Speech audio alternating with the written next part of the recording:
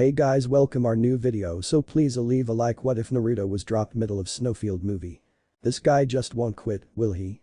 Huffed out a person as he took a knee and wiped a thin trail of blood from the corner of his mouth. His dark magic is potent, spoke the only man still standing of the three, but we've overcome worse odds before. Does the name Walhart ring a bell to anyone? Mused a second kneeling man as he took in a breath and stood to his feet. We beat the conqueror, so we can beat the man. No, the thing in front of us.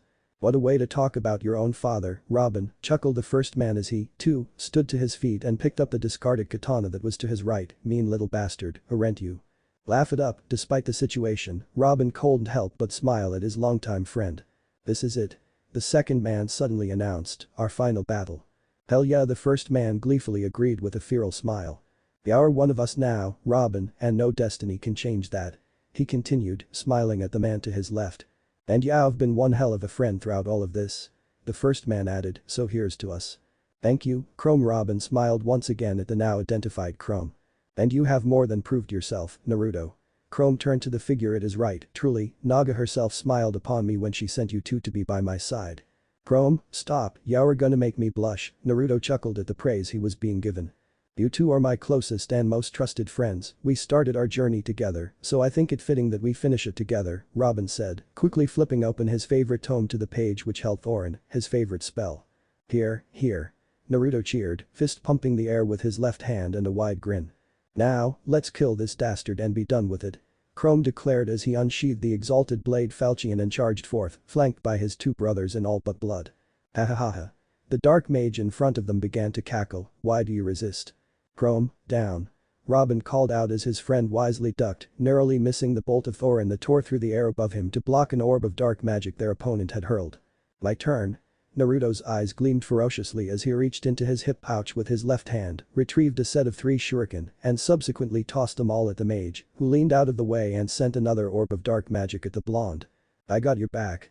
Chrome called out as he dashed into the orb and sliced right through it with falchion. Go. He once again called out. Way ahead of ya, boss. Naruto returned the call as he dashed forward, his katana held in a reverse grip in his right hand. Robin, cover me. Gonna do you one better. Robin acknowledged as he flipped the tome to another page, this one a Excalibur spell, thrusting his right hand forward, the wind violently picked up around the charging blonde and began to circulate around him and pseudo-armor. Crafty, Robin. Cackled the dark mage, but not good enough. Try me then. Challenged Naruto, who charged headlong into the incoming orb of black magic, which he, to his own surprise, carved right through thanks to the Excalibur barrier surrounding him. What? The dark mage cried out. This is the end for you, Valider.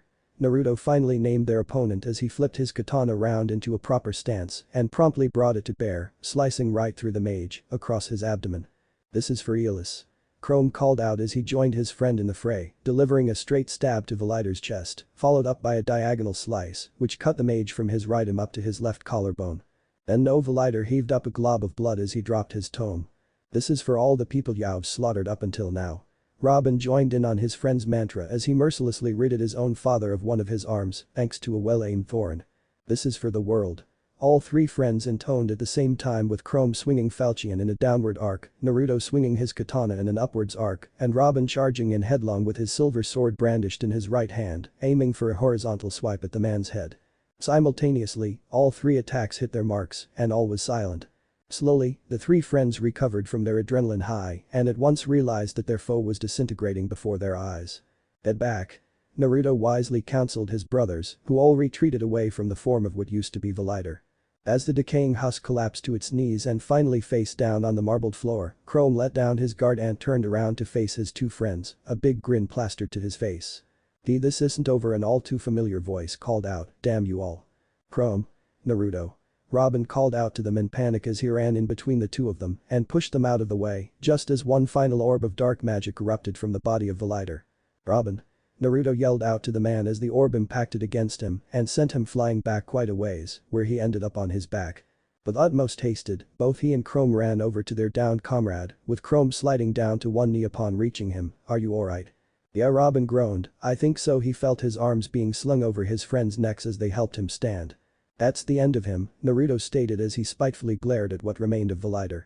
So it seems, Robin nodded, then removed his arms from around their necks. Thanks to you, we carried the day. Chrome smiled once again and nodded to their resident tactician. We can rest easy now. At long last Naruto let out a weary sigh as he sheathed his katana within the sheath on his left hip. Then Robin began to groan as red began to flash into his field of vision, something that went unnoticed by Chrome, but not Naruto. "Robin, you good?" he asked as he stepped into his friend and stared him in the eyes. "What's wrong?" Chrome's voice came out as a muffled echo, "Hey Robin. Robin, you don't look so," was all Naruto got out before a searing burning sensation filled his chest.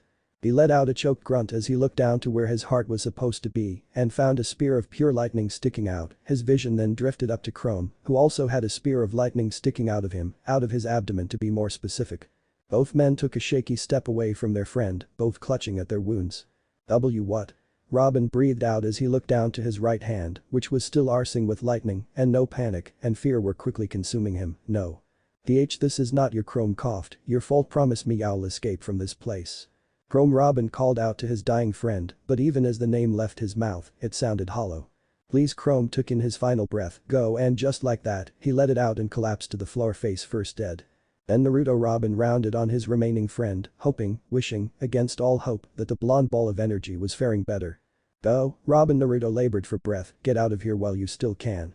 I can't." Robin shook his head, tears threatening to spill over. "I deserve to be executed for this." "You still don't get it." Despite the pain in his chest, Naruto managed a chuckle as he limped over to his remaining brother. "Neither Chrome nor I were ever destined to save the world." He paused only to cough up a big glob of blood. "Don't say it." Robin vigorously shook his head, "Please.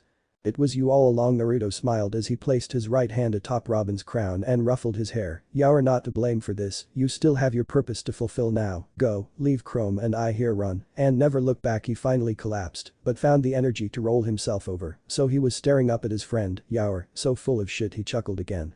"There's no naga damned light in this tunnel. You owe me money for this." His eyes shut. "No." Robin began chanting once again as an otherworldly laugh began to fill his entire being. "No."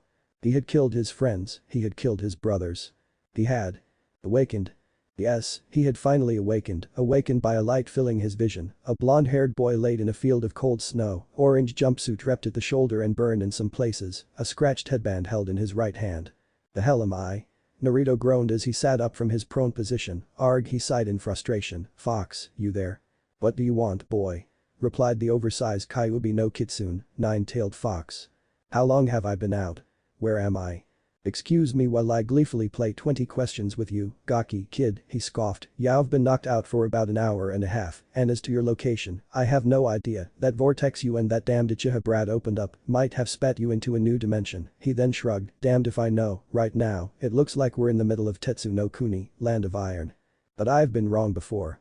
"Well, only one way to know for sure." Naruto groaned once again as he stood to his feet, pocketing Sasuke's headband as he did so, then shot off in a random direction through the falling snow. He didn't know how long he had traversed the whiteness, but he eventually found a small town amidst the snow and immediately felt out of place. People were going about their daily business, clothed in furs and simple clothes of all kinds, some carting their goods around and others seeking respite from the now raging snowstorm. It was a poor town, that much Naruto could gather. But he had never seen architecture like he was seeing, and evidently, the people now passing him by weren't accustomed to seeing that much orange. "Boy, lad." One called out to him, "What are you just standing around for? And why are you wearing such a ridiculous outfit?" He chastised the young blonde shinobi, "In case you're daft, a blizzard's hit, you got a place to stay.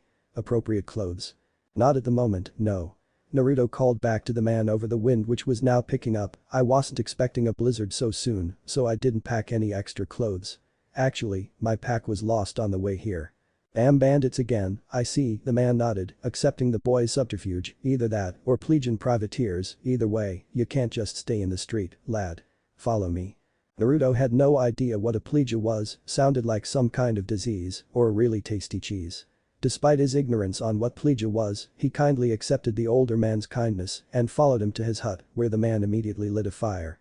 Now the man settled into a chair next to the fireplace. "Tell me your name, lad." "Naruto, sir." Naruto replied respectfully. "Naruto Uzumaki.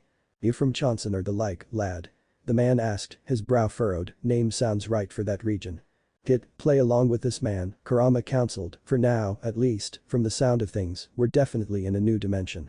"Originally, yes." Naruto nodded, heeding his tenant's advice. "I was forced to leave my homeland because of a particularly vicious bandit uprising. They chased me out of my village, and I've been wandering since then."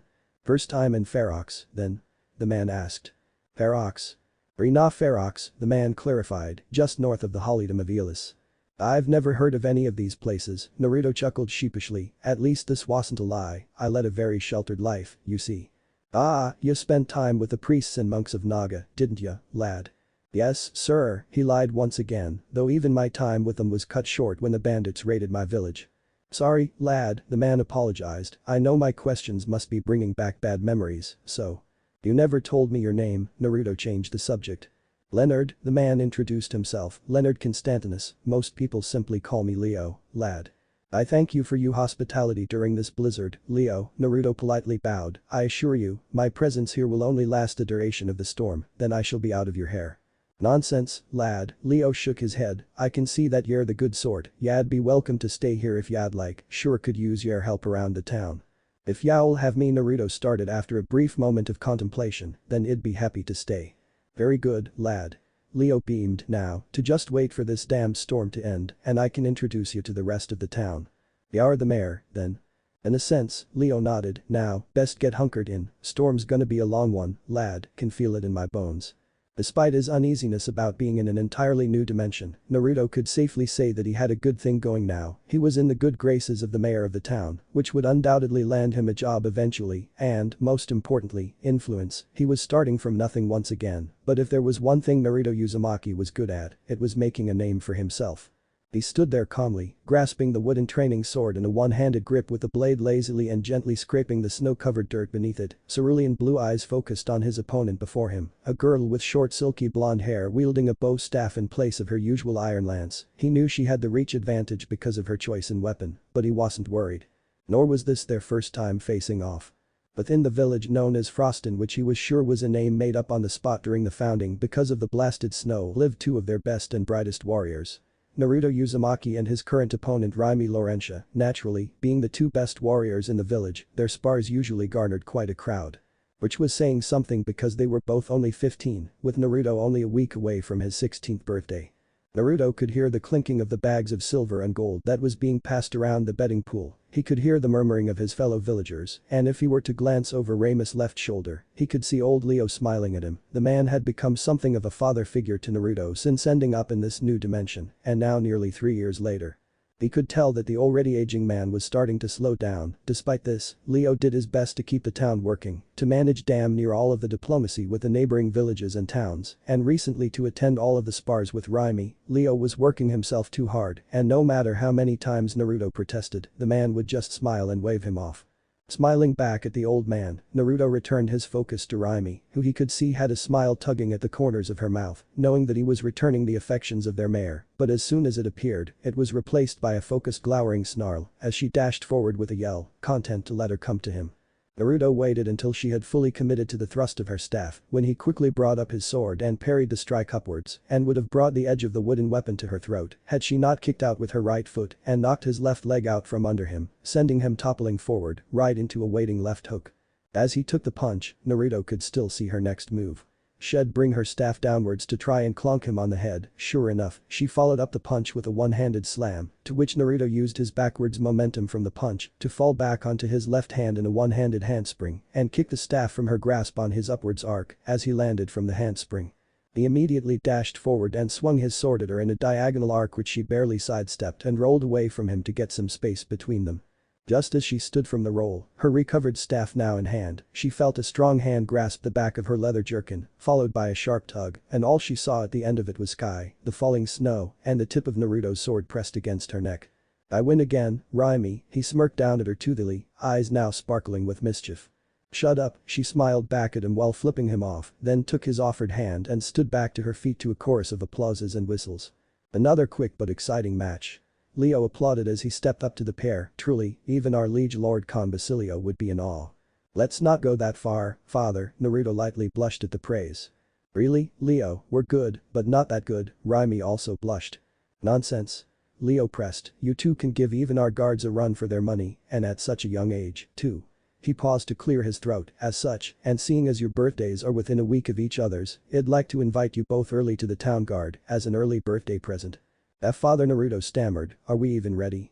I know we're going to be adults within a few weeks, but this is Raimi paused to collect her thoughts, this is unexpected, to say the least. I've already talked it over with your folks, Raimi, and they've agreed to it, and you, Naruto, I have full faith in, you both are excellent fighters, the best this place has seen in a long time, it'd be nothing short of horrendous for your talent to be wasted, the old man counseled, of course, the only thing left is for you two to accept, he finished with a smirk. Why not? Naruto shrugged after regaining his senses, sounds fun enough. Damn it, Naruto Raimi sighed, you always jump into things head first. Only way to live, my lady, he smirked and winked at her. I guess she blushed, I guess him in as well. Very good. Leo beamed, now, don't worry, your jobs won't start until you're both 16, so live up these last few weeks. We will, father, Naruto once again smiled as their audience began cheering once again. Alright, let's give them some space. Leo barked out to the crowd, back to business as usual, people. You heard him. One random villager agreed, we all got jobs to get back to, so let's hop to it. As the crowd began to disperse, Naruto and Raimi went for their sparring weapons and promptly picked them up, then started in the direction of the guard barracks to return them. Us, a part of the guard. Naruto summed up what had just happened. Not glorious work, Raimi admitted with a shrug, but at least we have our jobs locked down early. Hey, maybe this way, word of us will get to the cons quicker. He eagerly offered, Con Basilio must have a use for me somewhere.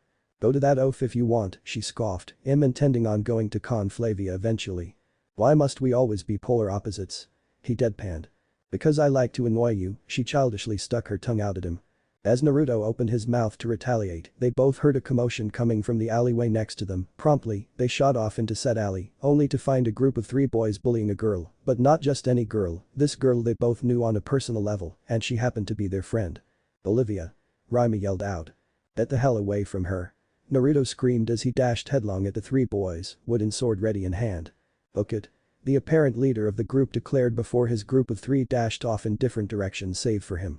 The hell is wrong with you, Naruto sharply asked the boy as he pulled the same move he pulled on Raimi earlier and slammed him back first into the dirt.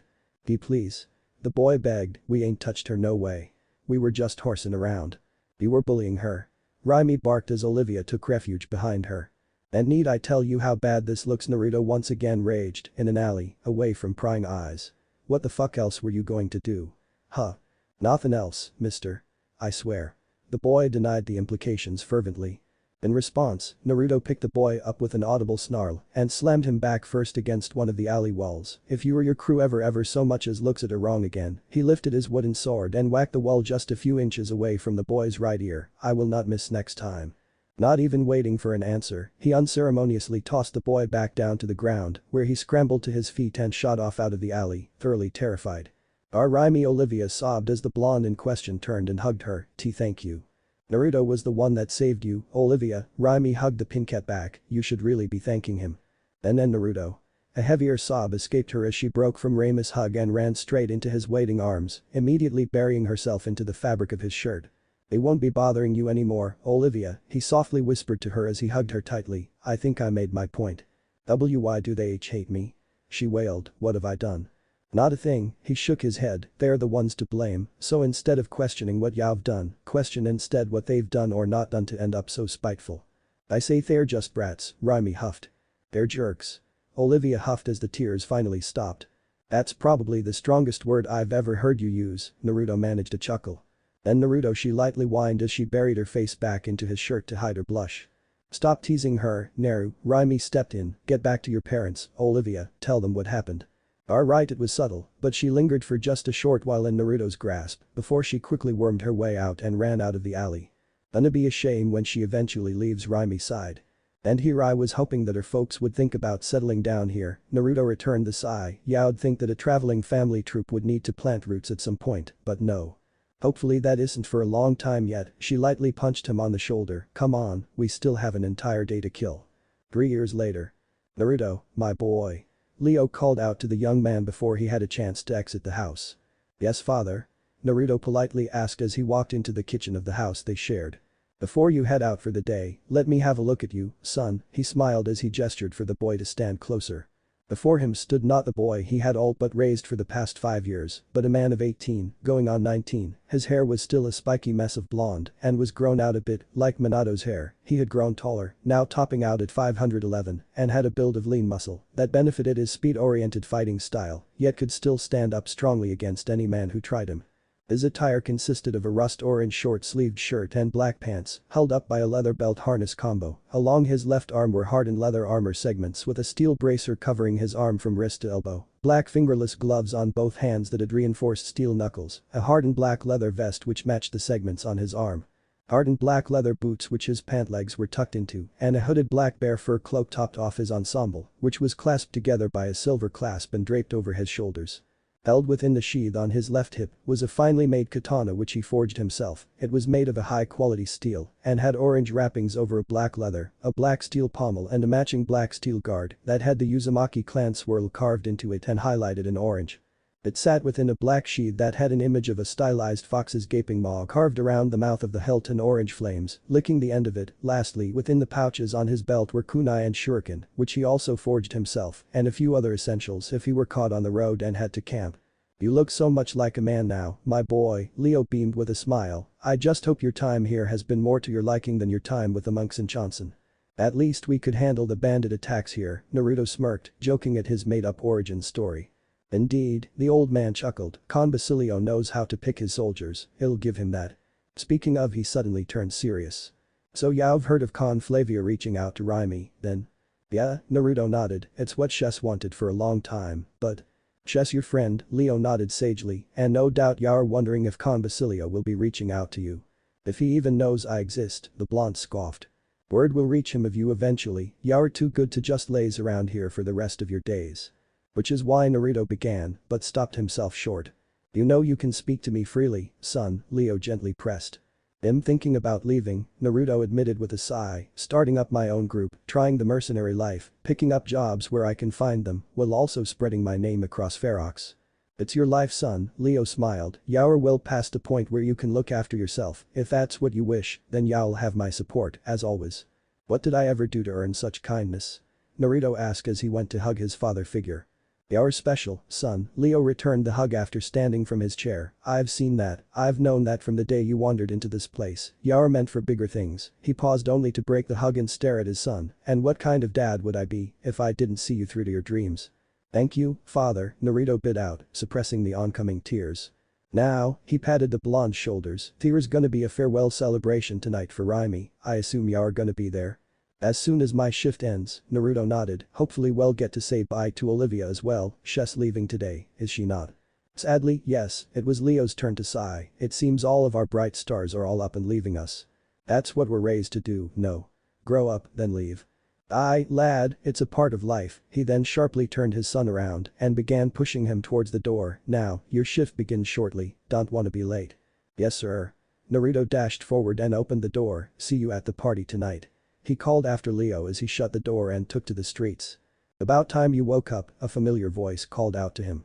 He turned on the spot to see Raimi standing before him, dressed in the heaviest armor that the town guard had available, which was just a meager suit of steel armor that was highlighted blue. Despite the armor, Naruto could still see the curves of her body, and the chest piece adequately hit her buxom, as she intended because she didn't want any distractions on the battlefield.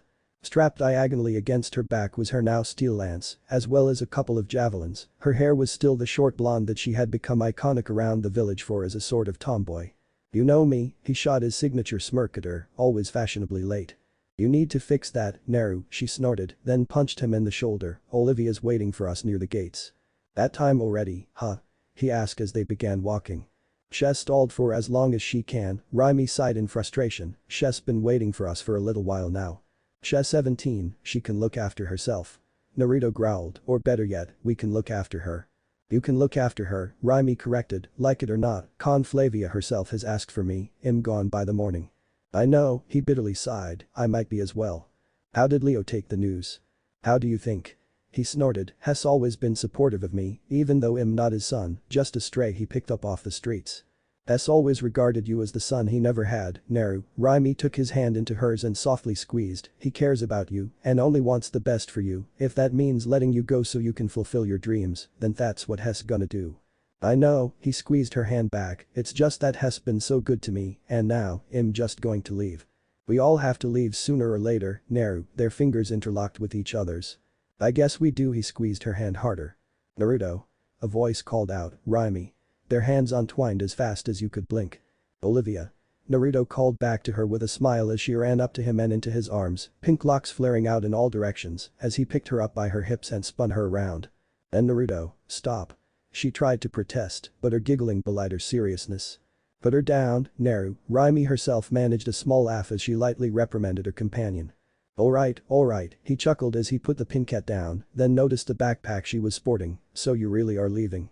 Why yeah, her gaze was cast downwards. Mother and father wished to move on, saying we've spent too much time in one place. As much as I want to stay here I can't. You're being hired by a con, Raimi, and you're going to go off adventuring. Naruto. She then looked up at them both. It seems all three of us have our separate ways to go. Father would be more than willing to take you in, Olivia, Naruto suggested. I can't impose, she shook her head. Besides, I may not like it, but my place is with my parents and our troop. Then Raimi took in a breath. Then we wish you all the best. We always have and we always will, Naruto agreed with a smile. She teared up and shot forward into their arms. I'm going to miss you too. We'll miss you as well, Olivia, Raimi whispered soothingly to her. Just promise us to take care of yourself out there. And if you need anything, go and find Raimi. Naruto looked her in the eyes. She's the one who has connections to Con Flavia. If anyone could help you, it's her. I will, she sniffled and dried her eyes. I have to go now. We'll see each other again, Naruto managed a smile. I know we will. After a slight hesitation, Olivia decided against whatever it was she was going to do and simply turned on her heel, then ran off towards the gates, never once looking back. She's not looking back, Naruto breathed. She's matured a lot. You think she'll be okay? Raimi asked. With what I taught her about how to use a sword, she should be alright, but you never know. Yeah, he nodded, then began walking once again towards the barracks. Time to go punch in. Right. And they would have done just that had they not caught a glimpse of a curious sight on their way into the barracks. In the town square stood a man maybe a few months older than Naruto, with a katana sheathed at his hip and his arms resting casually at his sides. The man had short messy brown hair and an intense look in his eyes, a look that screamed danger to Naruto. Who halted his walk to the barracks to confront the stranger, with Raimi backing him up. Can I help you? Naruto called out to the man. My name is Lanku, the now identified Lanku introduced himself. Whom am I speaking? Naruto Uzumaki and Raimi Laurentia, captain and lieutenant of the town guard respectively. State your business, please, Raimi demanded, a hand slowly making its way over to her lance. I seek this town's most skilled swordsman, Lanku stated. I wish to test myself against him or her. Is that a fact? Naruto smirked. Naruto, no, Raimi tried to stomp out the idea, but it was too late. Well, it just so happens that you're looking at him, Lanku. He brushed off Raimis' warnings and instead unclasped his cloak. You will suffice, he simply stated once again as he walked just a few paces away, hand resting on the hilt of his katana. Be a dear and hold this for me, Naruto tossed his cloak over Raimis' head. Fuck you. She screamed at him as she flipped him off while ridding herself of her impromptu blindfold. Later, he smirked and winked at her. Alright, people, clear an area. He ignored the heated blush on her face. We have a traveler here was a wandering swordsman. And I've just been challenged. Kick his ass, Naruto. Yelled out one villager as a perimeter was formed around the duo. Show no mercy. Send him packing. Take him down, Captain. The praises from the villagers and guardsmen filled the air as Naruto took his place in front of Lanku just a few yards away from him. Terms? He asked. First blood, Lanku supplied the terms. Very well, Naruto nodded and promptly settled into an Iedo stance, his right hand hovering gently over the hilt of his katana. Lanku mirrored this action, expertly hiding his respect for the blonde in front of him for using Iedo. As both men settled into their stances, the gathered crowd quieted down in the face of the now epic stare down. Both Naruto and Lanku knew that the slightest movement would be the provocation, which meant that the person who moved first would most likely lose. So there they sat as the minutes ticked by, stone-faced and still as a statue. It was a waiting game, it was a battle of wills, of patience, and it was engrossing to watch. As Raimi looked on, she was amazed at the restraint Naruto was showing now. She had never seen him this still before. She had never seen him this calm before. Apparently there was some hidden facet of this showdown that she had missed. Either way, she was impressed, and then she blinked, and the two men had traded places with their katanas drawn, as time seemed to catch up with them. A small scratch appeared on Naruto's right forearm, and likewise a scratch opened up on Lanku's left cheek. What? Raimi gasped, what just? The draw, Lanku chuckled as he wiped away the thin trail of blood coming from the superficial cut on his cheek. You're the first person I've met that can match my speed. Naruto also chuckled as he tended to his also superficial wound. Well done, he commended the man with a nod. Praise be to you as well, Naruto. Lanku slightly smiled as he extended his right hand after sheathing his blade. You are a swordsman of worth, someone I can safely say I respect. If that's the case, I'm forming my own team, I'm not exactly recruiting just yet, but you would honor me if you'd be the first of my band, he offered as he shook the other man's hand. A mercenary band? Lanku questioned. More or less, Naruto shrugged, we'd be traveling the land taking jobs from people willing to pay and probably running across other talented swordsmen. This is an adequate way to test myself, Lanku nodded, I shall join. Very good. Naruto smiled, then I suppose you'd have no issue attending my comrade's farewell party tonight. He then gestured to Raimi. Lanku seemed to freeze upon laying eyes on Raimi. Lanku? Naruto waved a hand over his face. Keep her away from me and I shall attend, he finally said. Huh? Later that night. At the party. I had no idea you were scared of women. Naruto laughed over the sound of the bards plying their trade and the overall celebration. Leave me alone. Lanku blushed at the accusation, it's bad enough I'm attending this farce, but you would insult my insecurities on top of it. Calm down. Naruto chuckled through his apology, I meant nothing by it, now come on, live it up. You haven't even touched your meat.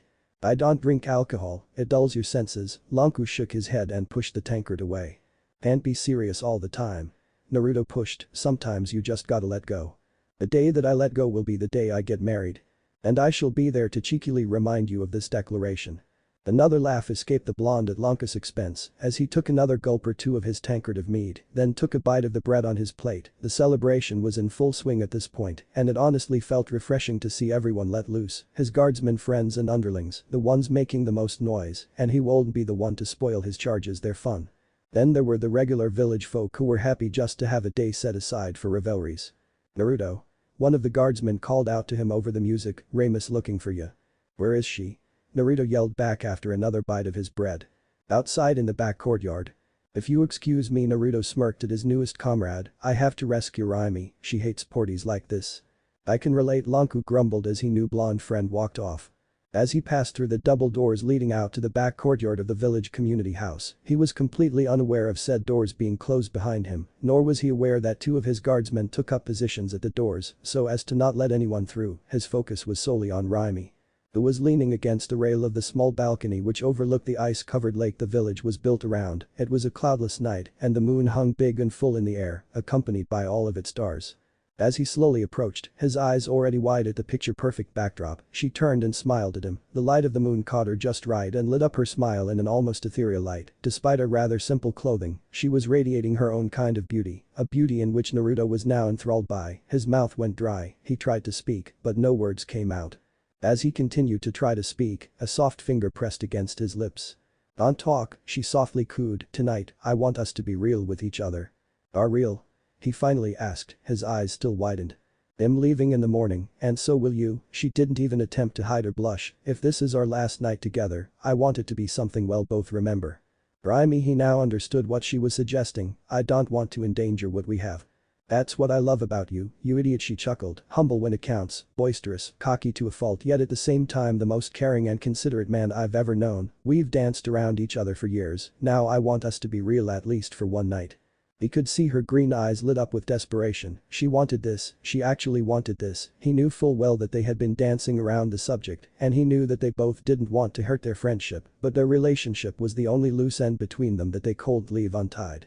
After taking in a nervous breath, Naruto gently cupped her cheek and leaned into her, where she immediately closed her eyes out of reflex. Suddenly, her breath hitched when their lips finally made contact with each other. It was soft, it was gentle, he was taking his time and already driving her crazy. She flung her arms over his shoulders as he deepened the kiss and placed a hand on her hip.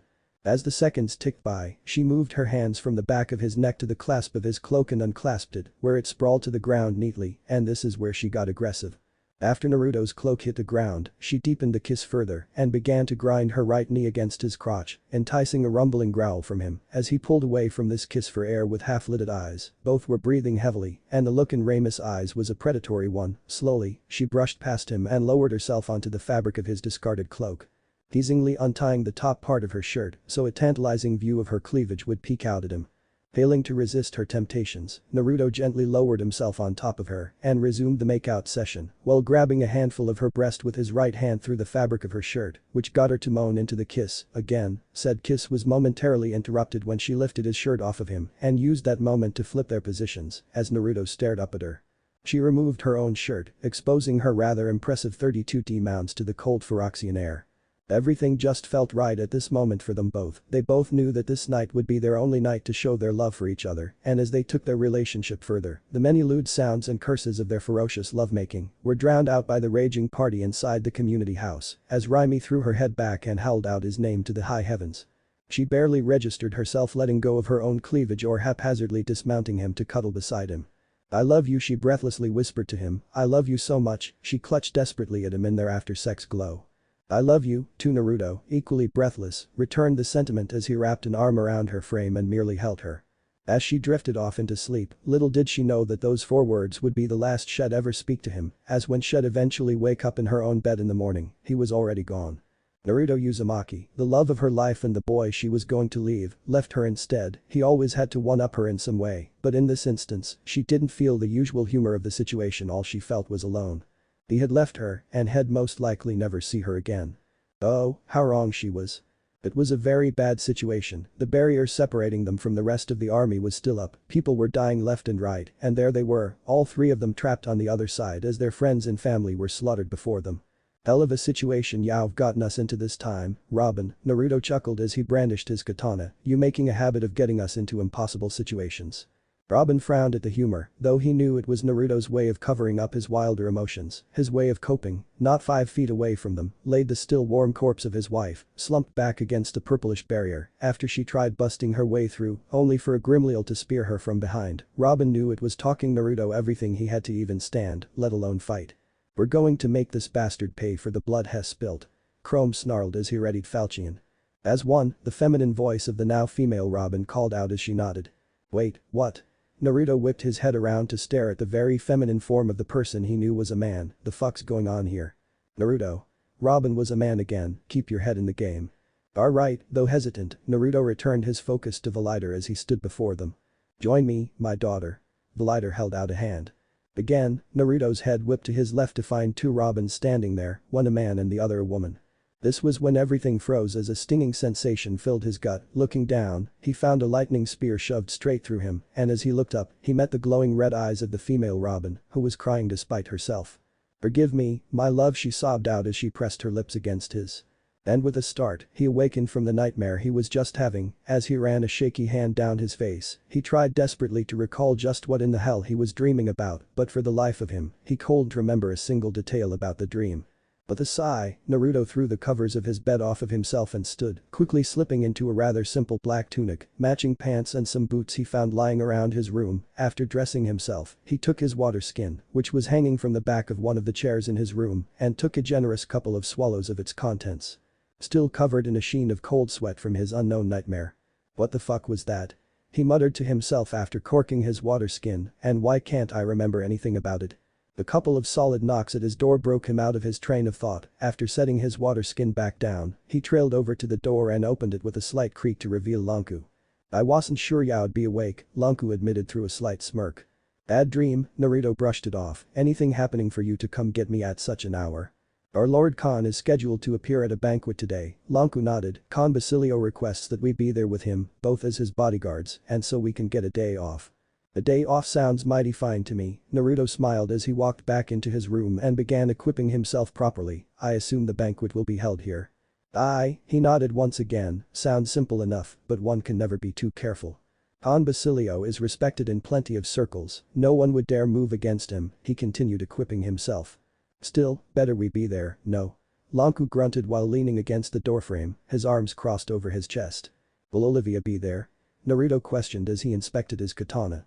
"She should," Lanku once again nodded affirmative. "She still owes a debt of gratitude to our Lord Khan, after all. Remember that it was I who dueled for her honor," he pointed out as he strapped his katana to his left hip. "Khan Basilio was the one who allowed her to return with us." "I have not forgotten," a wry smirk then settled upon Lanka's normally stoic face, "and neither has she. Stop trying to set me up with her, damn it." He glared at his friend. "She's practically a little sister to me." Having been 4 years since he left his home village, both he and Lanku had since been recognized by Basilio. Lanku served as Basilio's left hand and administrative assistant, while Naruto was his right hand and was recognized as his designated champion and captain of the guard. Both shared the responsibility of leading the Phyrexian army, and both were held in high esteem throughout Ferox as a whole, Naruto more so, as when he took over as Basilio's champion, he had never once lost a fight and was responsible for Basilio's long reign as head Khan. After checking himself over with a satisfied nod, Naruto began his trek through the halls of the castle, with Lanku falling into step beside him. His attire now consisted of a dark orange short-sleeved shirt, black pants that had metal plates reinforcing the knees, reinforced black leather boots. A pair of black fingerless gloves with steel bracers covering both arms from wrist to roughly the elbow area, a leather vest that was currently open, and a reinforced studded leather hooded black duster over top of it, all that stopped just a couple inches above his ankles, and the hood appeared to curve inwards on itself until it made the vague shape of a hawk's beak if it were drawn up. A new katana sat sheathed inside his old sheath. This katana was of better make than his last one, appeared to have a silver blade, and it had a silver fox's head as its pommel, black wrappings over a dark orange ray skin interior, a black steel guard that was shaped into what appeared to be a hurricane-like design, and a fuller that spanned nearly the entire length of the blade. His utility belt was still stocked with whatever he needed, and he had forged a new set of kunai and shuriken, should he need them, all of better make than their predecessors. Finally, sitting horizontally in its sheath upon his lower back, was a tanto of similar make to the katana that had a steel blade, red wrappings around its grip and a black pommel. "Is it wise for us to hold a banquet this close to the tournament?" Naruto asked as he walked. "Well, I share your skepticism, it's not our place to criticize Khan Basilio," Lanku sighed. "If he wants to appear uncaring, let him, but don't question him." "I wouldn't be here if I did," he chuckled. "I like a good fight, but you couldn't pay me enough to take him on." "I still wonder, however, what action he'll take against the Alessian raiders," a slight growl made it into the man's voice. "Exalt Emran's been nothing but a pacifist for the longest time," Naruto hummed as he went into a thinking pose while walking. "For her to just suddenly switch gears like this is very suspicious. Then the raiders might not be Elysian." Lanku cut a sideways glance to his friend. "Highly unlikely, but still possible," Naruto shrugged, "especially if the rumors are true and Prince Chrome is at their head. Unlike his sister, I've heard Hess more militant, though not to the radically extreme like their father was." "All hearsay until we get solid proof, at any rate," Lanku nodded at the assessment. "Come what may, Ferox shall not fall, not while I breathe." "Been a long time since I've had to duel anyone, though," Naruto smirked as he stretched. "I could use a workout, here's hoping some daft fool decides to test me." As they rounded the last corner and stepped into the throne room, both Naruto and Lanku raised an eyebrow when they saw a masked man speaking to Basilio, who was lazing upon his throne. As they walked, Naruto saw Lanku straighten up a bit out of the corner of his eye, and upon seeing this, he eyed their guest with a critical and appraising gaze. Despite how he tried to carry himself, when he turned to face them and began walking their way, Naruto's keen eyes spotted a subtle sway to her hips. Truly, without Lanku and his gynophobia, he would have never been clued in, and he would have gone on ignorant of this woman's secret. Still, it was a secret, and she probably had a reason for hiding her identity and true gender. So he'd leave well enough alone. "Is this him, my Lord Khan?" the woman asked. "About time you got his lazy ass up, Lanku," Basilio sighed as he rose from his throne. "Yes, that's him." "So, to whom do I have the honor of speaking?" Naruto regarded her. "You may call me Marth," the now identified Marth offered a polite bow. "As in the hero king of old." Another eyebrow was raised. "So, you're Familius? Or did your folks just really idolize the old booger?" "Please, dispense with the pleasantries," Marth held up a hand. "Might I have your name?" "Naruto Uzumaki." Naruto returned the bow, champion of head Khan Basilio, captain of his palace guard and general of his armies. "You do me honor, sir," Marth nodded. "Indeed, you are the reason why I have trekked many a mile through Phyrexian snowstorms." "Indeed." Now he was intrigued. "And why, may I ask, am I of any interest to you?" "I wish to challenge you, sir," Marth declared, and though Naruto couldn't see it, he was pretty sure she was giving him the hardest glare through her mask. "I wish to become Khan Basilio's new champion." "I tried telling him it's a fool's errand," Basilio piped up with a shrug. "No skin off of my teeth, though, I get to witness a fight either way. And I get to participate either way." Naruto shared his Khan shrug. "Alright, Marth," he smirked wickedly, his blue eyes shining with clear excitement. "You got yourself a duel. Today, or shall you need time to prepare?" Lanku asked as he motioned for a few of the guards over. "Today, please." Marth kept her gaze dead set on the blonde. "You heard him," Lanku voiced to the summoned guards. "Prepare the arena." "Yes, General." They all voiced their compliance before scattering off to carry out their orders. In short order, the modestly sized arena that was built into Basilio's castle was prepared and the contestants were already staring each other down, weapons in hand. Upon entering the arena, the magical wards that were set into the very stone coated their weapons in an aura which effectively blunted them so as to not cause permanent harm. The very same words were said into Arena Ferox for the same reasons. Nice sword, Naruto complimented as he lazily held his katana in his right hand, fine craftsmanship, I can tell from here. My thanks, Martha inclined her head at the compliments as she held her blade in both her hands, ready for anything in complete contrast to her opponent's seeming lack of defense. Well, I suppose we should fight now, no? He sighed, seemingly bored, do try to put up a decent defense for me, will you? Before she could even blink, Marth was beset by her blonde opponent in a flurry of blows that seemed to come from all angles, though her defense held up and she was able to either block or parry most of the strikes. After parrying the final strike upwards, she flipped her grip on her sword around to a reverse grip and tried to bring it down across his chest. Only for him to lean to his right out of the way of the strike as the sword impacted against the stone floor. As Naruto dashes in, katana poised for a strike against her neck, Marth suddenly swiped upwards with her sword, sending fragments and particles of stone into his eyes. As he stumbled backwards cursing up a storm and rubbing his irritated eyes with his free hand, he instinctually brought his katana up to block a downward swing from his female opponent, then parried the sword downwards and lashed out with a straight right heel kick that he reinforced with a bit of chakra, sending Marth skidding straight back as she tried to halt her backwards momentum. After ridding himself of the irritants, Naruto blinked a few more times to readjust his vision and smirked. Underhanded trick, but I applaud you for it, he said, still smirking as he spun his katana in his right hand with a flourish, and it seems you're pretty handy with a blade as well. Your speed is remarkable as well, Marth smiled, despite the pain in her gut from the kick, never have I seen someone so fast on their feet, nor have I seen instinct such as yours before, blocking a strike while blind. Astounding. Then allow me to show you more. And with that declaration, Naruto flashed in front of her once again, aiming for a stab at her midsection, which Marth brought her blade down upon to smack it out of the way. Using the momentum of that smack, Naruto spun the blade back upwards and grabbed it by the guard with both hands this time, slicing downwards with the remaining momentum from both the smack and spin.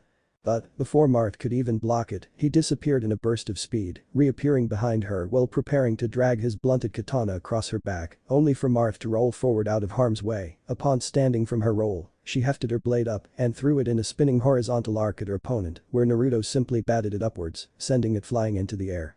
Where surprisingly, Marth had leapt high, grabbed the blade in a flawless catch, and was now descending upon him, a downward slash ready. Time seemed to flow in slow motion as he stared up at her. Using his free hand, he pulled up the hood of his duster while sheathing his katana with his right hand, then crouched into a stance, left hand gripping the sheath and the right hovering just above the grip of his weapon. Down and down she fell, eyes slowly widening when she saw that stance he was in, as if she could recognize it. The sound of a sword leaving its sheath then echoed throughout the arena as Naruto brought his katana out of its sheath at speeds Marth was unable to track, dashed upwards to meet her and delivered one solid slice from her left collarbone down to her right hip, with pain now shooting through her entire body. She lost her grip on her sword and impacted against the ground in a heap. As she took in a few breaths, she glanced upwards to find that her sword was just a few feet away from her, but as she reached for it, she felt the tip of a blade against the base of her skull. You died with that first slice, and you've died again here, Naruto's suddenly cold voice broke the silence, I win. Did she pause for a cough as the pain began to subside, it seems I've been bested. You put up a good fight, though, as soon as he pulled his hood back down, he smirked, best fight I've had in a long time, not every day I come across someone with your skill.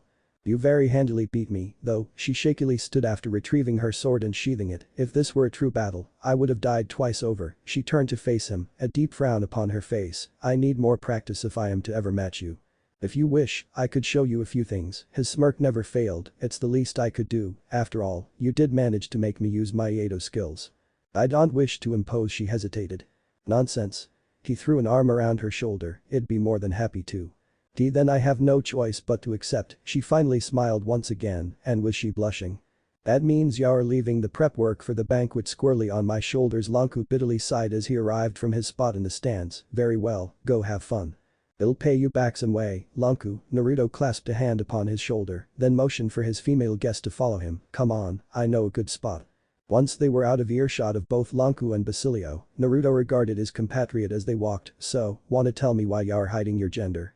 So, you know, Marth sighed, I had a feeling you would find me out. Look, your reasons are your own, so you don't have to satisfy my curiosity if you don't want to, he explained, though it would be nice to get to know the woman I'm going to train. My reasons are a tad bit complicated, I'm afraid, she went on, even if I were to tell you, you won't understand. You might be surprised, he heartily chuckled, my story is also complicated, you see, so I may be able to help you with whatever has you disguising yourself like this. I doubt it, she shook her head, there are just a very few people who know my true story, and the less who know, the better. Sounds like you're just running away from something, he kept his eyes forward, I know that kind of story well enough to relate, you feel like there is something that only you can achieve, so you keep everyone at arm's length, because you know that at any moment your destiny could come calling, as he continued, he began to frown. You think that this destiny or this calling is dangerous enough to warrant a mask and an alias, you think that if you become someone else, then it'll be easier for everyone, including yourself, when your destiny is at hand, you're essentially dehumanizing yourself for the sake of others. You don't know a thing about me.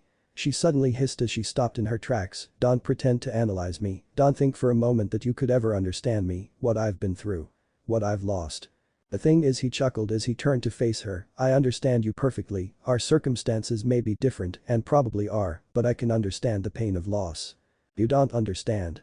Martha was mentally screaming at herself while trying to keep everything together, I'm here to save your future. I can't let you die, not again. I lost my entire world once already, he admitted with a sad smile, shocking Martha out of her thoughts, there is no way to get back to it now, so I've dedicated myself to the task of ensuring the survival of this one, I will not lose my home a second time. I lost mine too, she said, her voice a ghost of a whisper, it was destroyed, and I came back here, hoping to fix it all. See? He smiled, our stories are similar enough that we can understand each other, now, Martha, how about you tell me what your real name is, and we start over from the beginning.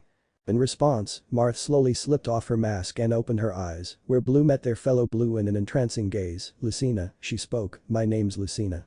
Naruto Uzumaki, Naruto reintroduced himself, smile never dropping, a pleasure, my lady. Naruto, his name on her lips finally brought her to tears, Naruto. She shot forward into his waiting arms and began sobbing into the fabric of his duster. With confirmation that she was a time traveler, he equated this outburst of emotion to her seeing him again, most likely alive rather than dead, he wouldn't pressure her for any more info, she was unstable enough as it was without more prodding and he'd keep her secret, he doubted she'd tell his, so he'd return the favor. Come on, Lucina, he gently nudged her, let's get you to someplace a bit more private than a hall in the middle of the castle. Incapable of trusting her voice, Lucina merely nodded and allowed herself to be led through the winding halls of the castle until they reached his room, where she took a seat in one of his chairs after having calmed down. I've troubled you enough for one day, Naruto nervously scratched the back of his head, and Lanku really does need my help setting the banquet up, so. Please, stay, she offered with a smile, there is so much I have to ask you, I never got the chance to in the future, you must have plenty of amazing stories. He hummed, only fair, I guess, I sort of did guilt trip you into admitting your secret again, he scratched the back of his head, but sat across from her regardless. For hours they sat there, merely talking, laughing and learning more about one another, Naruto was careful to not ask anything too poignant, while Lucina fired off question after question with reckless abandon and obvious excitement, as if she were a little girl, hanging on to his every word, even when it was time for the banquet to begin. They had their food and drink brought to them so they could dine in his quarters and talk without interruption, going on midnight was when the meat and ale began to take effect upon them after having eaten their fill. So, when he walks in, the eraser plonked him on the head. Naruto finished his story while stifling a laugh, then took a sip of his flagon of mead. This Kakashi fellow seemed like an elite. Lucina huffed and drank a portion of her own mead, how could he have fallen for something so simple? That's what I said. He exclaimed with another laugh, and all he did afterwards was pick it up and told the three of us that he hated us. And with reason. She slammed her cup down upon the table, that was a horrible prank. Oh, and you could do better. He challenged with a light growl. I would, but she drank the last of her mead and attempted to stand, I'm going to retire for the night. Lightweight, he scoffed. Excuse me, but whoa. In the middle of her sentence she lost her footing, apparently being a bit more drunk than she would have liked to admit. In the split second that she began falling, Naruto was there to catch her before she hit the ground, I gotcha.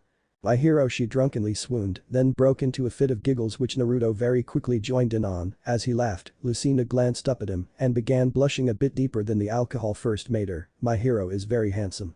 And my lady is very beautiful, he returned the compliment smoothly, despite his inebriated state. Your lady is also not helpless, she quickly regained her footing and solidly planted her hands upon both his shoulders, and your lady is thinking very, very impure thoughts right now. Such as? Naruto huskily whispered into her ear. Primal, she leaned up into him and pressed their lips together in a heated kiss, then broke it just as quickly, hot again, they locked lips, this time with her assisting him in removing her cloak and top, mindless she mumbled into their makeout session after removing his shirt in turn, then fell backwards onto his bed, fucking she breathlessly moaned as his hands began roaming over her body. touching areas she didn't even know were sensitive. His deft hand soon went to work unbuckling her belt, and with one downwards tug, her pants and panties had been removed in one go. In turn, she helped work him out of the remainder of his own clothes, their bodies on autopilot, their minds hazy with both booze and lust. As she unhooked her bra, she leaned up and captured his lips once again. Pressing her low C cups into his chest as she did so until he forced her back down, broke the kiss and took a moment to marvel at her naked form below him. Her pale skin basked in the candlelight of his room, the hot red blush upon her cheeks, the look she gave him as she lifted her right hand to caress his left cheek as their blue eyes met in a final moment of clarity. "Take me," she simply said. And what followed were the many curses, moans, screams and lewd sounds that accompanied their indeed primal lovemaking, which culminated with Lucina screaming out his name upon her fifth high, upon which Naruto lost all control of himself and buried himself within her, their eyes closed. Their lips locked together as they both rode out their respective highs together until he had spent himself of everything he had within her very being. As he pulled himself out of her, he collapsed beside her and began heaving for air. "My lady knows how to ride, it seems. This was my first time riding something that wasn't a horse, Pegasus or wyvern," she giggled as she snuggled into his warm embrace, still high on both the booze and the euphoria that was the mind-blowing sex they just had. "Then my lady is very gifted in the arts of riding," he also chuckled, the seriousness of the situation flying completely over his head as he too was still drunk. "Too tired for more, though," she yawned as she laid her head upon his shoulder, "need some sleep now." No argument from me. He closed his eyes and very quickly drifted off into a blissful sleep.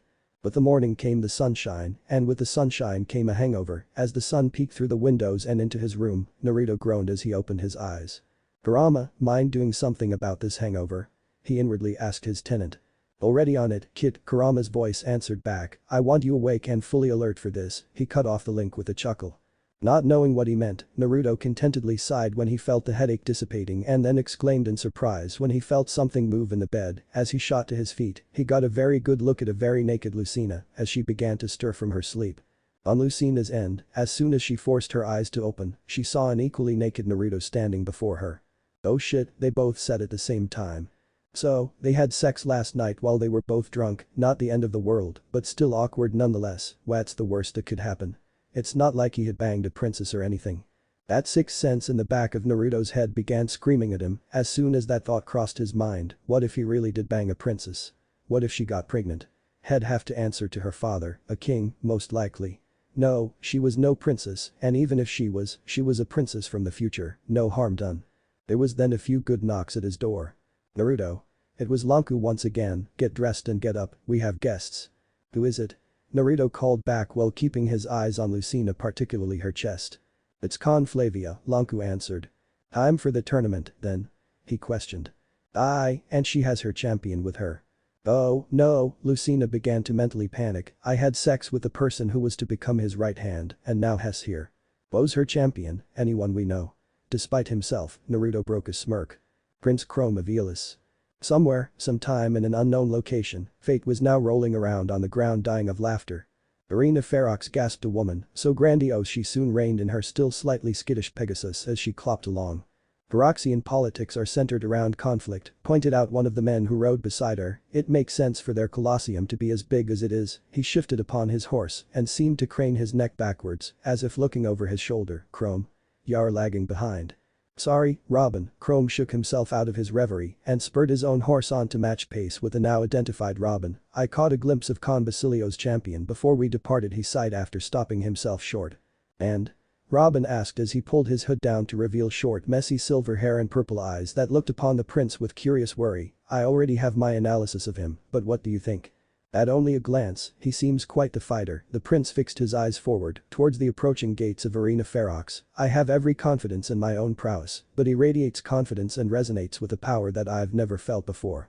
"I've heard of him," piped up a tomboyish red-heated woman wearing red plate armor. "Naruto Uzumaki, from Chonsen. He ran a mercenary company that disbanded a couple years back when he and his top lieutenant were both handpicked by Con Basilio to join his court." "What's his track record like?" Chrome regarded the woman as she trotted up with her horse. "No specifics, but I know he and his merc band were involved with a few high-profile jobs and were highly regarded among both the underworld and the legitimate channels," she continued. "I know that Naruto himself was personally involved in a number of duels with reasons ranging from honor to money, and back again." She paused for a frown. "There were even a couple of rivalries ended at sword point." Regis, Leonardo, Faust, Xavier and Catherine, the object of their conversation jaunted up on his black stallion. Regis was a former member of my company who was dissatisfied with how I ran things, so he challenged me and failed. Leonardo was one of our benefactors who one day sent us on what we assumed was a legitimate lead. Only for us to be ambushed by both him and a rival merc band headed up by Faust. Naruto's eyes flicked from the Reed to the Pegasus Knight. We dealt with Faust, and then I turned my katana on Leonardo when he opted for a last stand. Disgusting, the Pegasus Knight scowled. Xavier was Faust's brother who took exception to me killing his flesh and blood, so he challenged me to the customary duel. He joined his brother in the dirt. At the last name, Naruto actually cracked a smile as his eyes fell upon the prince and Robin. Catherine was the most memorable. She joined my company as a replacement for Regis and for a time really pulled her own weight and eventually began to warm my bed on these cold, unforgiving Phyrexian nights. He then sighed, though kept both hands on the reins of his horse. Turns out she was an assassin sent by one of my many enemies that seduced her way into my good graces after surviving a poison goblet. I took her on in my weakened state and still persevered, even with her toxins still flowing through me. And such brutality is what garnered the notice of Con Basilio. Chrome couldn't help but glare at the blonde riding beside him. Well, I understand that these were duels and that most of them challenged you, it just seems so ruthless of you. To so casually toss aside old allies, friendships and enemies alike. Robin shook his head, such ruthless efficiency is a trait to be feared for sure. The moment they turned their swords on me, they stopped being allies of mine. Naruto glared right back at the prince. I was betrayed once and by good grace, and my own naivety alone is the reason why he survived. His grip on the reins tightened, and his stallion whinnied softly after feeling the emotions of his rider. I swore on that day that I'd leave no spilt blood unpaid in kind, nor any loose ends untied. Call me ruthless if you want, I'm long done being toyed with by those who claim to be my friends. Immediately, Naruto spurred his stallion forward as they passed through the gates of Arena Ferox, craning his head backwards as he did so. Look to your shepherds, Prince Chrome. Any one of them could one day turn on you, and the moment they do will be the moment you most need them. I trust each and every one of my shepherds with my life. Chrome shouted back after the blonde, a fierce scowl marring his royal features. Not one of them would ever betray my trust. They all have earned the right to stand with me as equals. Then which one will taste defeat at my blade and lie prostrate at my feet come the end of the day?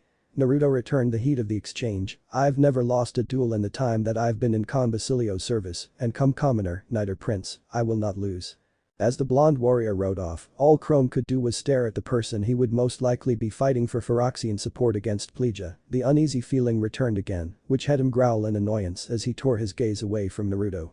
This boy seems an upstart, Millard. Frederick spared a glance at Naruto also. It would be my pleasure to teach him proper respect for foreign royalty.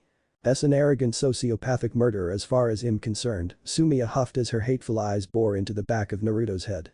Has been shaped by the circumstances he found himself in. Sumiya, Robin counseled the young flyer. He has trust issues undoubtedly stemming from being betrayed by someone close to him. Would you claim to be the same person if Sully were to betray us right now by literally stabbing one of us in the back? Hey. Sully exclaimed indignantly. She would never.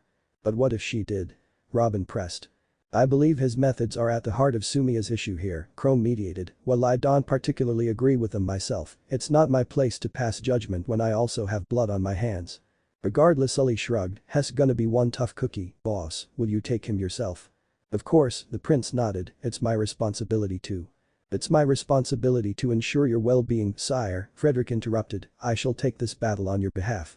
All hail Frederick the Wary, Robin chuckled. In all seriousness, though, it'd be better this way. Chrome, Naruto may have never lost a duel, but this is the grand tournament of Ferox, and the crowds want to see a fight. If Frederick loses, then we continue challenging him until you have a plan in place. Chrome suddenly smiled as he got the plan. Very well, Frederick, I'm counting on you.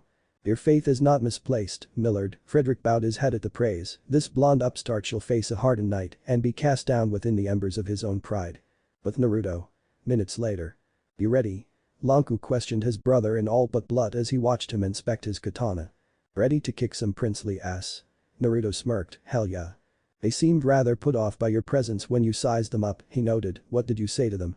Iridide was regaling them of what she knew of me. He shrugged as he stood and sheathed his katana, got to the part about the duels, and I told them of the five most memorable duels you've been in.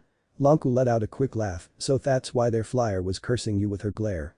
She was rather cute, Naruto admitted as he slipped his duster on. You think you're asking me for advice on women? The stoic murmured in deadpan.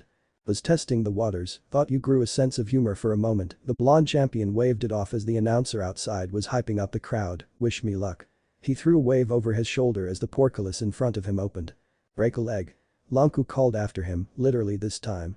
As he entered the arena, Naruto was met by a roaring applause from the present crowd that damn near deafened him. The entire place was on their feet at the sight of their champion, and he returned their affections by unsheathing his katana and holding it aloft as he made his way to the center of the arena, where he sheathed his weapon and rounded upon the rider that was slowly trotting his way from the opposition's bunker.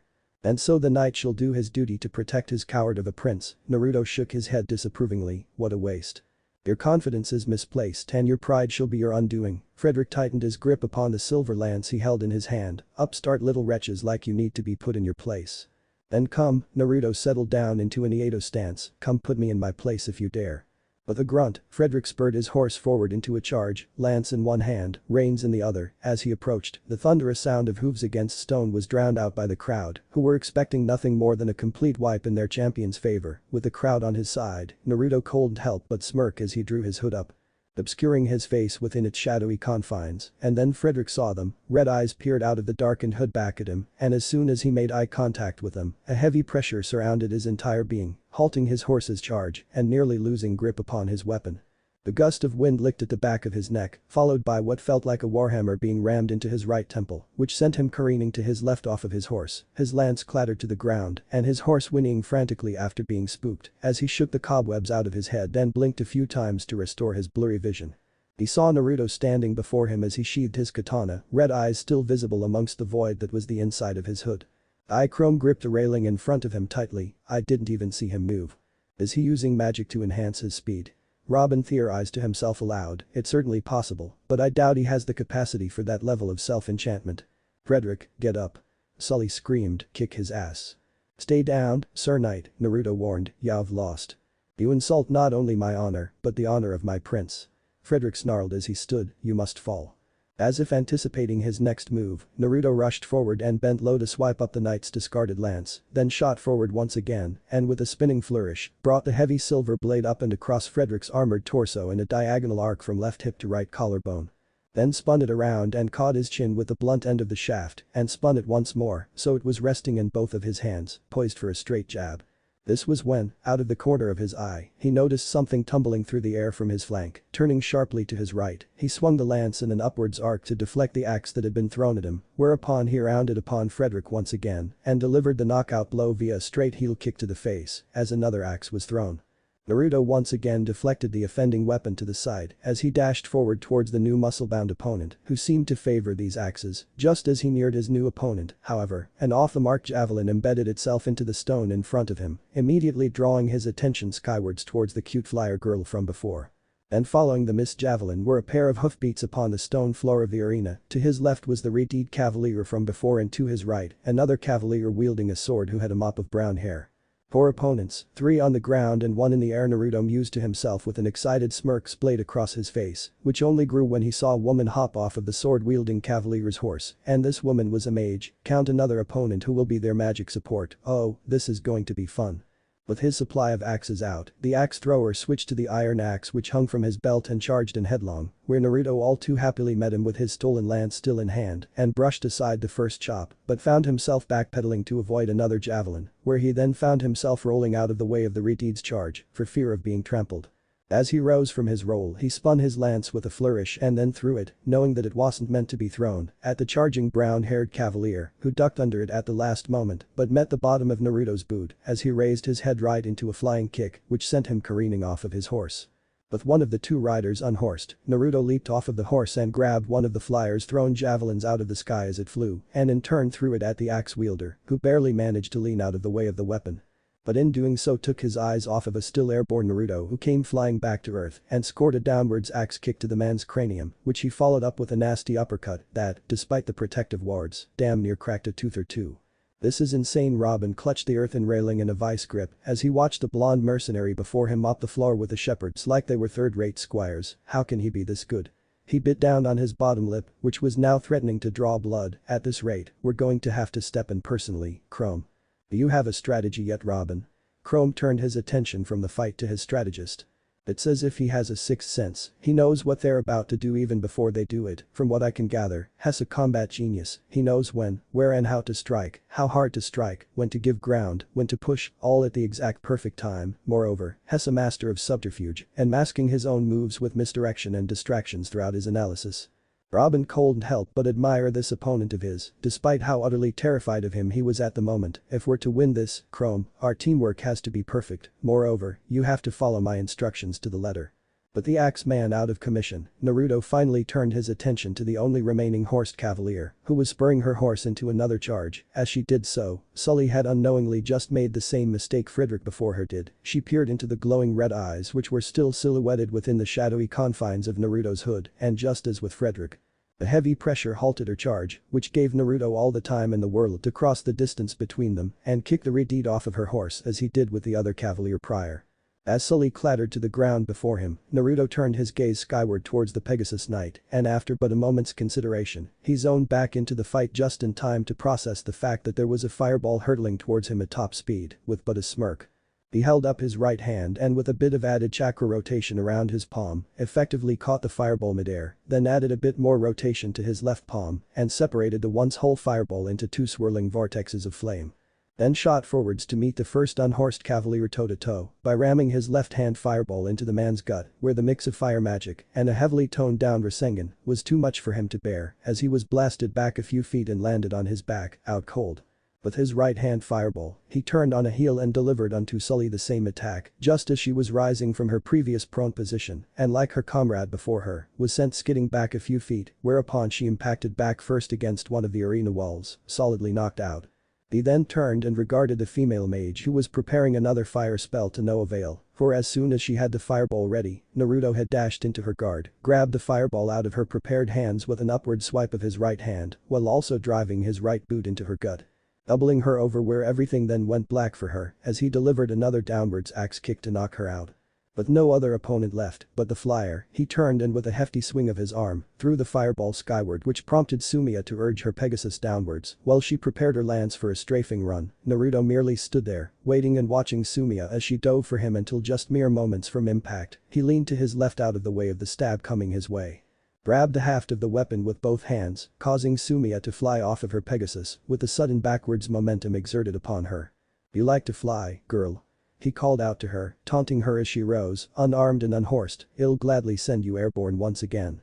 In a literal blink of an eye, Naruto was before her once again as he delivered an upwards kick to her chin which sent her flying upwards, where he shadowed her movements and ended up behind her as she flew. Immediately upon shadowing her, he sent a left kick into her left side, followed up with a left backhand to her right temple, then a right hook to her gut as she continued to fall. Where just before impact with the ground, he used the spinning momentum of his right hook to spin himself back around for a final left heel drop to her gut just as she impacted with a stone beneath her. "Copying your Shishiren Lion's combo here, Sasuke, damn if it's not effective," Naruto mentally mused to himself as he finished the combo and hopped away from Sumiya's prone and unconscious form. "Most of my shepherd's Chrome grit his teeth in anger, humbled by a lone man. At this rate, we won't get the alliance we need." He then slammed his fist down upon the railing. Damn it. Not only does he have preternatural senses, lightning-quick reflexes and above-average strength, but he knows enough about the arcane arts to at least bring up his own barriers and catch spells out of the air again. Robin bit down onto his bottom lip. "Chrome, I'm not sure that I can come up with any viable counter against this force of nature before us. When in doubt, follow your instincts." Chrome turned on a heel and made for the stairs, "And my instincts are begging me to fight him, so fight him I will. I'll watch your back." The silver-haired strategist followed his prince closely behind, trying desperately to tune out the applause and cheers from the crowd. "Is there no one else?" Naruto challenged as he glanced among the arena. "Your pawns have been laid low, prince. I think it's about time you come down here and face me yourself."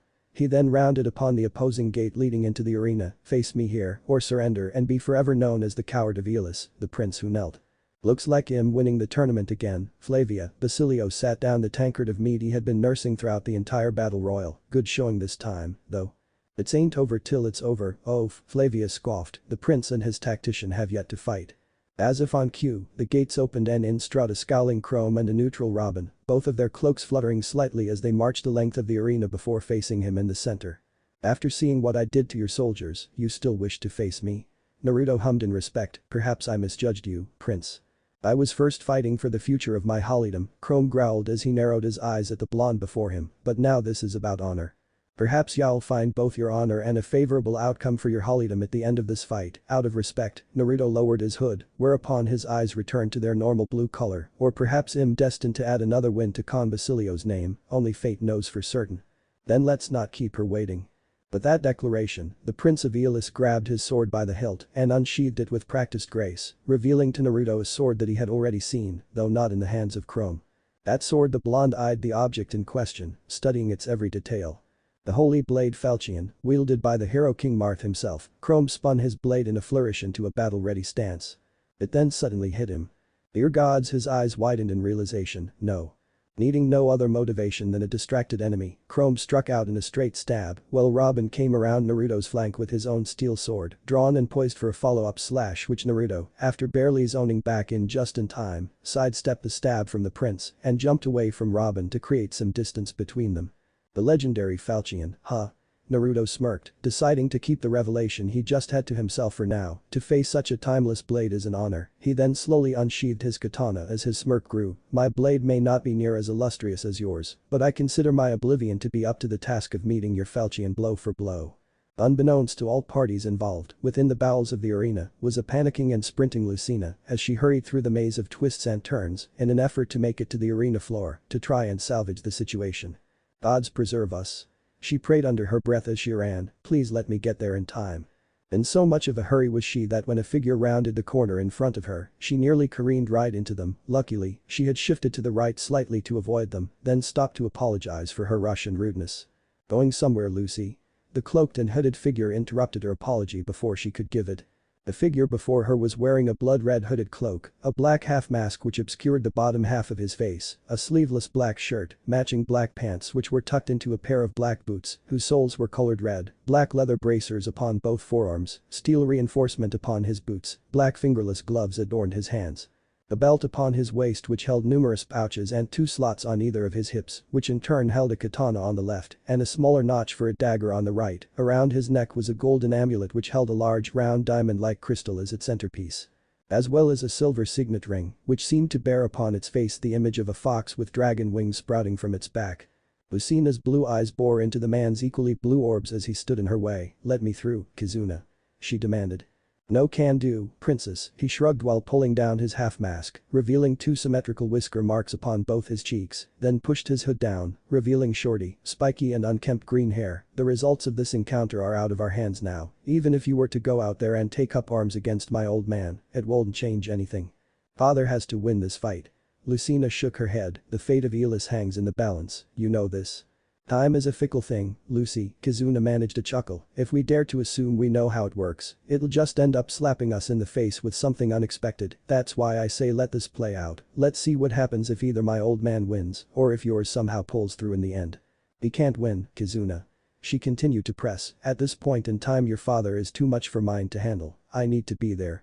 It's a battle for honor now, Lucy, Kizuna took a step forward. Neither your dad or mine would allow any interference from anyone. Another step was taken, followed by a couple of brief sniffs of the air. Besides, did you really think he'd let you pass knowing full well that you have the lingering smell of my old man on you? Elle last night was slightly ashamed of herself. Lucina's gaze drifted downwards to the earthen floor, a drunken misadventure. The drunken misadventure that ended up with you fucking my old man, huh? He mock nodded in understanding before narrowing his eyes, and by fucking my dad, you could very well be carrying me in your belly given some time. Did you not stop to think about the ramifications of spreading your legs for someone you know damn well you shouldn't have? I'm not carrying you, Kizuna. Lucina rose to the challenge. Last night was nothing more than a heat of the moment fuck, nothing more. Again, I reiterate, a heat of the moment fuck that not only took away your virginity, but could possibly end up with this world's version of me being your son. A bit of red was seeping into his blue orbs now, and it seemed as if his fingernails were growing into claws. I hope you see where I'm slightly pissed off at you here. I'm sorry, Kizuna, I really am. She stepped around him, but there are bigger issues here than who I have or haven't given my virginity to. The now clawed hand wrapped around her wrist as she tried to leave. Let this play out, Kizuna all but ordered. Let this play out on its own without intervention. You've done enough harm already, Lucy, you're staying hands off from now on. And who are you to order me? Her branded eyes seemed to glow dangerously as she glared back into Kizuna's now red eyes. You know exactly who, Lucy. Kizuna's fangs were now starting to show themselves while the stone in his amulet began to glow. You don't want to wake the dragon within. Undeterred by the unknown conversation, the crowd of arena ferox cheered as the fight raged on, with Robin now standing on the sidelines. Chrome and Naruto locked blades once again and began a struggle for supremacy, in which the latter blonde won by stepping into the prince's guard and ramming his right knee into his gut while simultaneously parrying falchion upwards. Chrome, however, backpedaled out of the way of the downward slash that would have connected and spun his legendary blade in his hand, then lunged forward in a straight jab which was parried downwards. Using that downward momentum, Chrome spun falchion back up into both hands and struck forwards once again with 3 quick strikes which were all blocked, ending up with another blade lock that this time they both disengaged from in order to circle one another after a scant few seconds. Chrome found himself batting away and weaving through a handful of thrown shuriken that Naruto had tossed his way, then followed up with a rising slash that Chrome back stepped out of the way of and followed through with a horizontal slash. Naruto, who was still recovering from the missed slash, used the remaining momentum of said slash and fell backwards into a one-handed handspring, where his foot on its upward arc connected with falchion, knocking it free of Chrome's grasp and sending it flying upwards. As he landed and righted himself from his acrobatics, Naruto looked up into his utter amusement. Chrome was pulling off the same aerial stunt that Lucina had tried on him just a day prior. He had leaped high and was now descending upon him with falchion in hand, poised for a downward slash. And thus the battle is mine, he mused to himself victoriously as he sheathed Oblivion and crouched down into his favorite Yato stance. Seeing his opponent sheath his blade, Chrome's own sixth sense began screaming danger at him when, sure enough, the blonde shot upwards while very rapidly unsheathing his katana for what he was sure was to be the finishing blow. At the very last second, Chrome managed to bring falchion in between him and the incoming blade, then tucked and rolled over the charging swordsman to end up behind him. Standing and blade poised for a counter, he charged forward, meeting Naruto just as he landed from his missed strike and blindsided him with a slash that ran down the entire length of his back. Dazed, but not unaware of what was happening, Naruto rode through the pain shooting through his back and rolled forward out of the immediate danger zone, then turned and faced a still charging Chrome, but was not expecting the weight behind the next strike, which sent Oblivion clattering to the ground out of his grasp, which was followed up by a shoulder charge from the prince and a harsh backhand delivered by his empty left hand. Now thoroughly knocked off balance and disarmed, Naruto only had the wherewithal to perceive the next and final strike from Chrome, which was an overhead two-handed cleave which struck the blonde and staggered him backwards into the wall of the arena, clutching both his face and chest.